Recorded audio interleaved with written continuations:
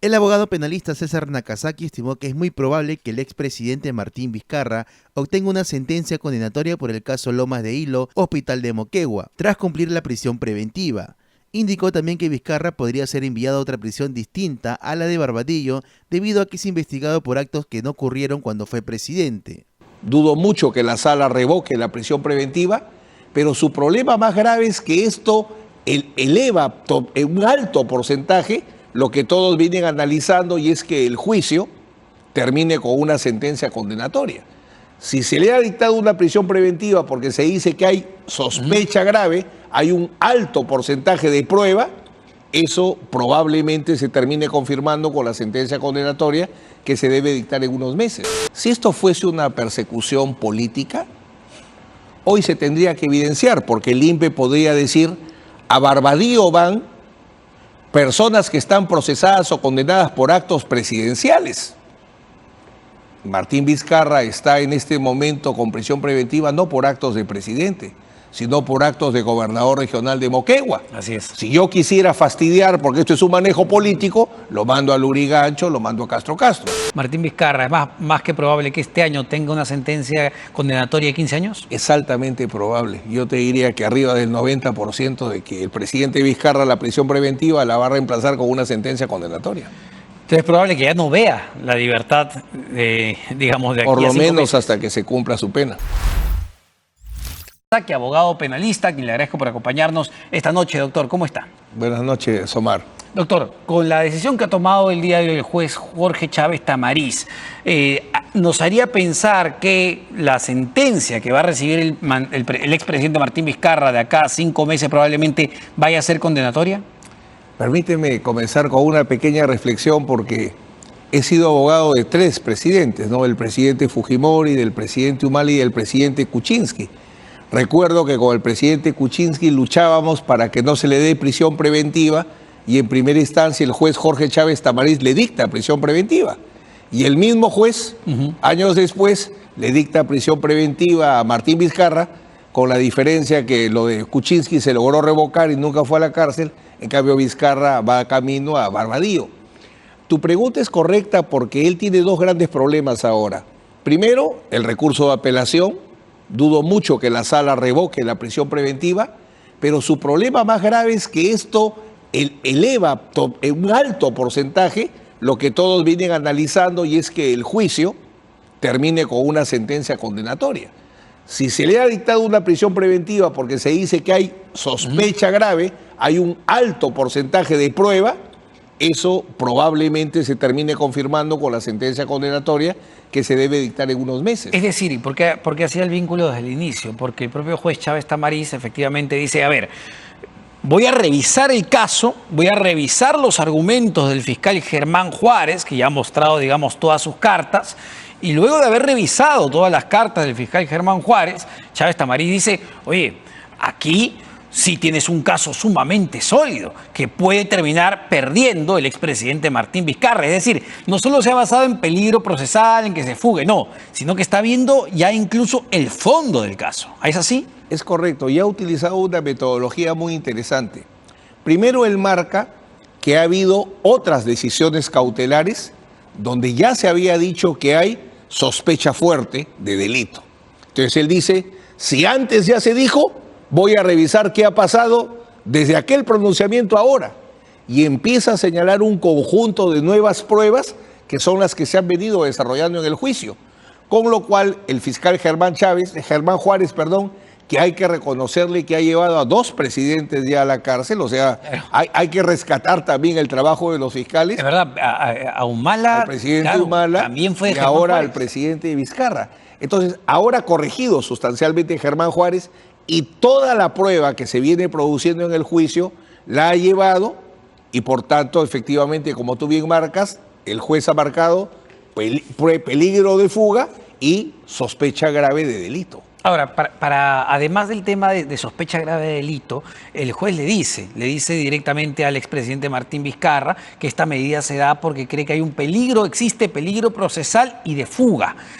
¿Dónde veo qué cambia con el juez Chávez Tamariz que no vio el anterior juez, o que sí lo vio, pero termina decidiendo de manera diferente a sus argumentos. La diferencia es en la profundidad del análisis, porque, por ejemplo, ¿qué hace ahora el juez Chávez Tamariz? Dice, a ver, vamos a revisar los documentos que tú has presentado para justificar tu trabajo.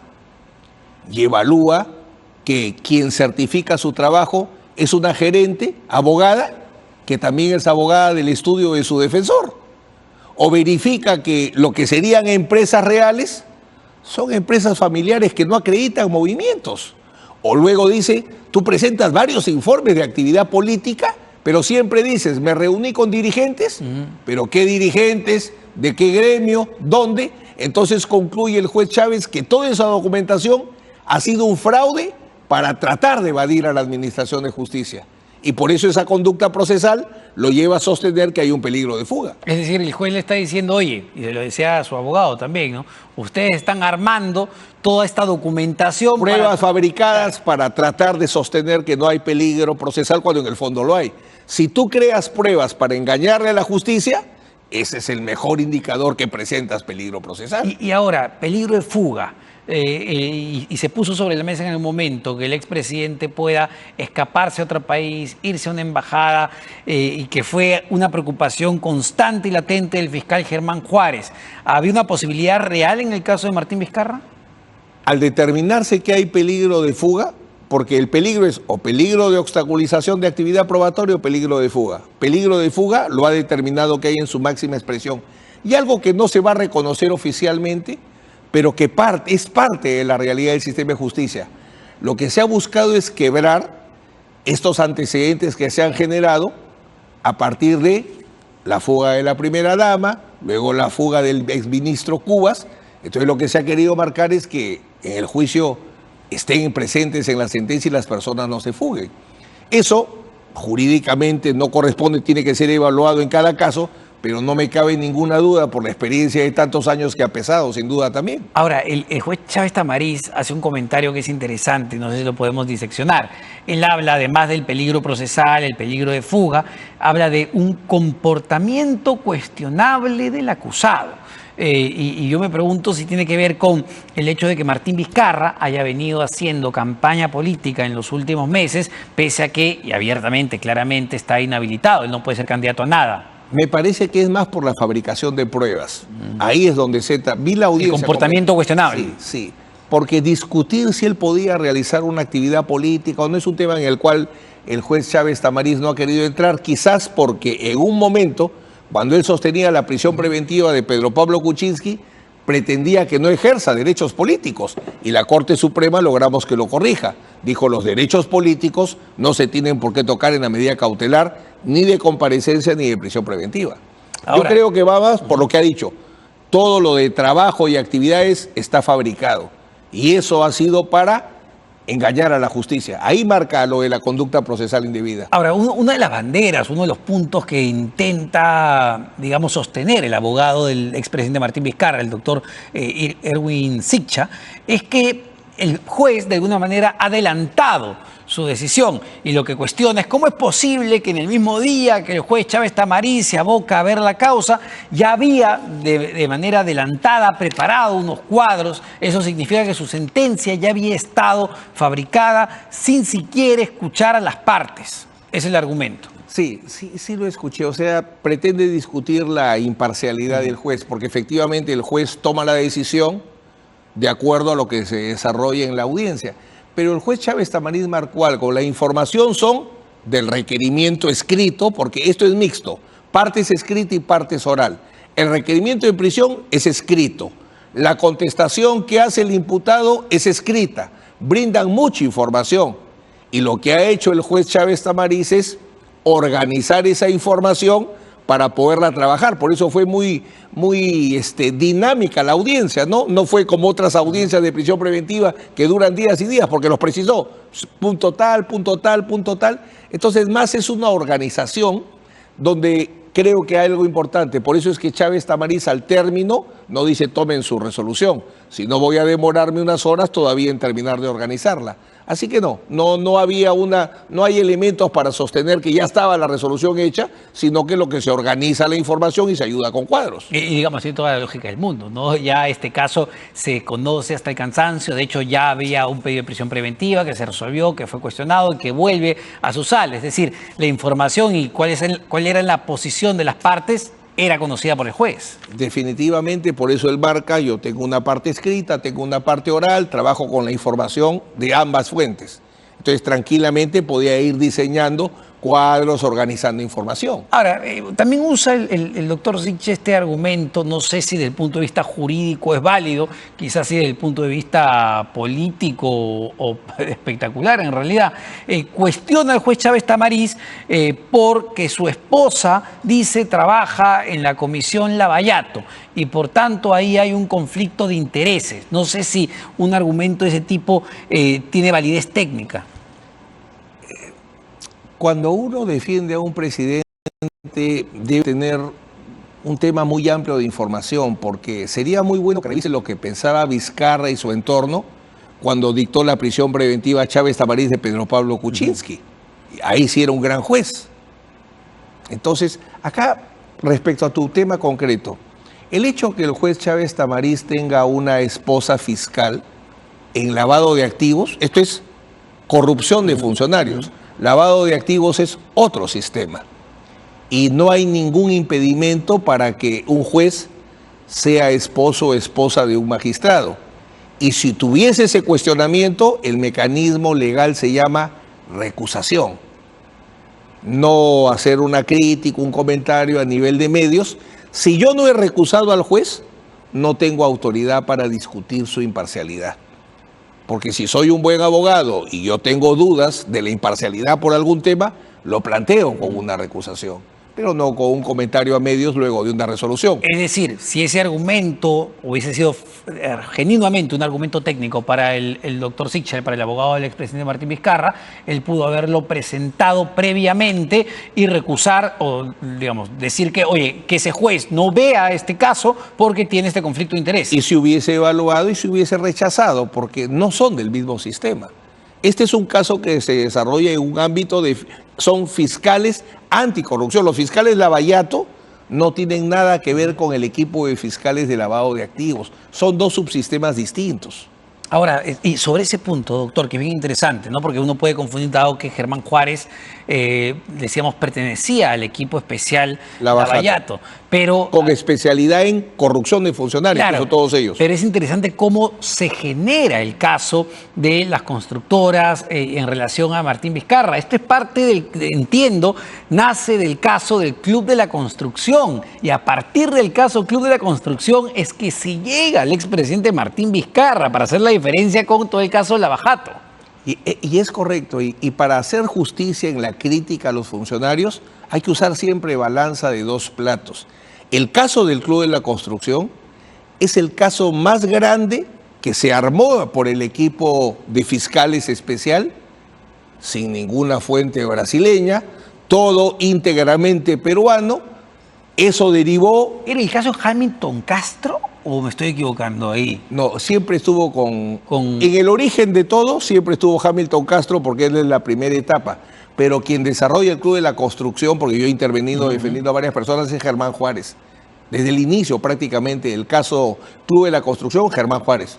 No recuerdo, con Hamilton Castro recuerdo cuando defendía al presidente Kuczynski. Claro. Pero Club de la Construcción, Germán Juárez Atoche desde el comienzo. Claro, y digamos, se supo cómo era el esquema en el Club de la Construcción donde se repartían las obras y entiendo que ahí estas constructoras que son ICSA y Obrainsa deciden revelar que efectivamente le habían dado plata a gobernadores regionales, en este caso Martín Vizcarra. Sí, definitivamente.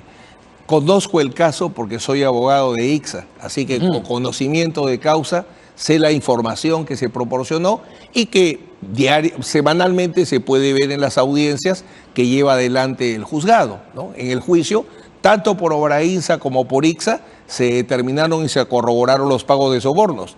Recuerden que dentro de esta colaboración eficaz está un funcionario de confianza, íntimo amigo del expresidente Vizcarra, que primero fue su apoyo en el gobierno regional y luego él trajo como ministro. Hay mucha prueba en y ahí ese es bien caso. interesante que nos cuente un poco, doctor Nakazaki, porque, claro, de parte del propio Vizcarra, cuando lo hemos entrevistado, de la defensa de Vizcarra, el doctor Martín Salas o el doctor Siccha, lo que dicen es que no, que son puros testimonios fabricados que han dado justamente los ejecutivos de estas constructoras ICSA y Obrainsa para poder librarse de condenas por el caso Club de la Construcción, y que además de todo eso, lo que dice la defensa es que acá hay una argucia política para tratar de destruir a Martín Vizcarra. Entonces, es bien importante saber cuáles son, digamos, las pruebas que acompañaron a las acusaciones de estos ejecutivos. Tú marcas ahí varias cosas que son importantes. Permíteme ir por el final. Si esto fuese una persecución política, hoy se tendría que evidenciar, porque el INPE podría decir, a Barbadío van personas que están procesadas o condenadas por actos presidenciales. Martín Vizcarra está en este momento con prisión preventiva no por actos de presidente, sino por actos de gobernador regional de Moquegua. Así es. Si yo quisiera fastidiar, porque esto es un manejo político, lo mando a Lurigancho, lo mando a Castro Castro. Digo, señor, ¿está procesado por actos presidenciales? No, no va a Barbadío, porque como bien has indicado, el presidente Toledo, el presidente Humala, el presidente Castillo y... ¿qué me falta ahí? El presidente Humala, el presidente Castillo, el presidente... Bueno, ya claro. Todos están... Fujimori, ¿quién está? Bueno, el presidente Fujimori en su momento, todos estuvieron o están por actos presidenciales. O sea, el tema no es político, es de análisis jurídico. Y los acuerdos de colaboración eficaz, y creo que ese fue un error ahora, atacar las colaboraciones eficaces, porque tú no puedes atacar una colaboración eficaz cuando ya en el juicio se empieza a desarrollar que no solo fueron testimonios, hay cruces de conversaciones, acreditación de depósitos de dinero, diversos testigos que han corroborado y que marcan que sean dos colaboraciones eficaces muy sólidas, tanto la de Obrainsa como la de ICSA. Bueno, están además los chats, ¿no?, que muestra el propio Juan Manuel Hernández durante la fiscalía. En sus comunicaciones con el presidente Vizcarra para realizar los pagos a través del chofer y pagos directos que le realiza, por ejemplo, Fernando Castillo en la casa del exministro.